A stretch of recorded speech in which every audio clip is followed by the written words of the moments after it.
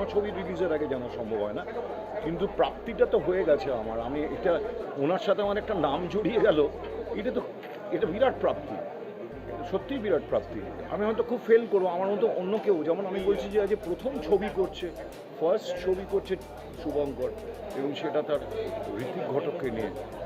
এটা যা লোকে কাটাছাড়া করবে, ঋত্বিকের ভক্তরা তো একদম পুরো মুখী আছে, তারা রীতিমতো শকুরের মতো কাটাছাড়া করবে, এবং সেটা we have to accept that.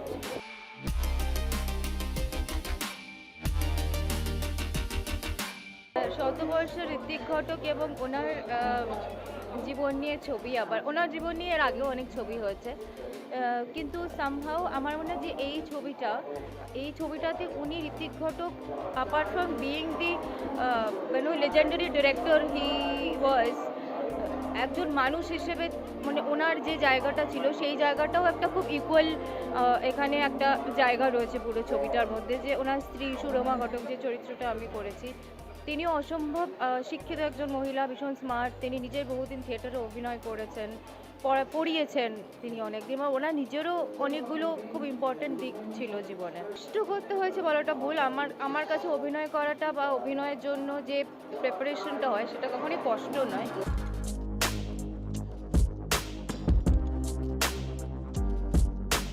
শুভঙ্করের ডিরেকশানে কাজ করলাম, একটা ইয়াং ছেলে, এত ক্লিয়ার ভীষণ ভালো লেগেছে।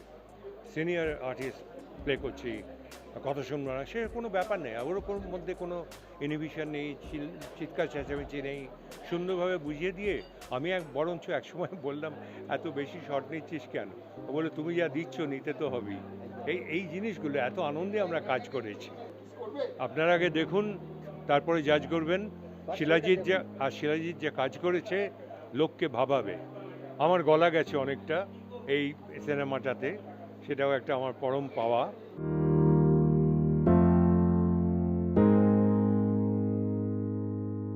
অলক্ষ্যে ঋত্বিক মানেই তো ঋত্বিক বাবুর যে অলক্ষ্যে যে কাহিনীগুলি যেগুলো আমরা জানি না সেটাকেই আমরা তুলে ধরার চেষ্টা করেছি ছবিতে। আর সবচেয়ে বড় কথা হলো এই ছবিটা সবারই দেখা উচিত। স্ট্রাগল কাকে বলে ওনাকে দেখে সেটা শেখা যায়। আর আমাদের ইন্ডাস্ট্রি এখন যেই অবস্থায় এসে দাঁড়িয়েছে, মানুষে 1 বছর 2 বছর স্ট্রাগল করেই অন্য লাইন বেছে নিচ্ছে।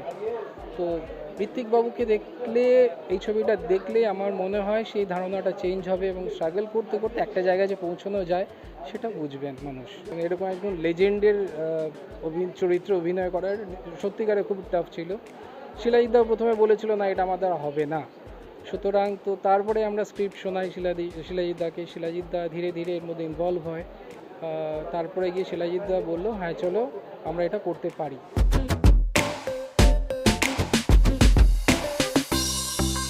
ঋত্বিক কুমার ঘটকের উপরে যে ছবিটা করেছেন শুভঙ্কর ভৌমিক, সেই ছবিটা রিলিজ ডেট অ্যানাউন্সমেন্ট, সেটা হচ্ছে আগামী 14 মার্চ আমরা এই ছবিটা রিলিজ করতে চলেছি, প্রায় 100টা স্ক্রিনিং নিয়ে।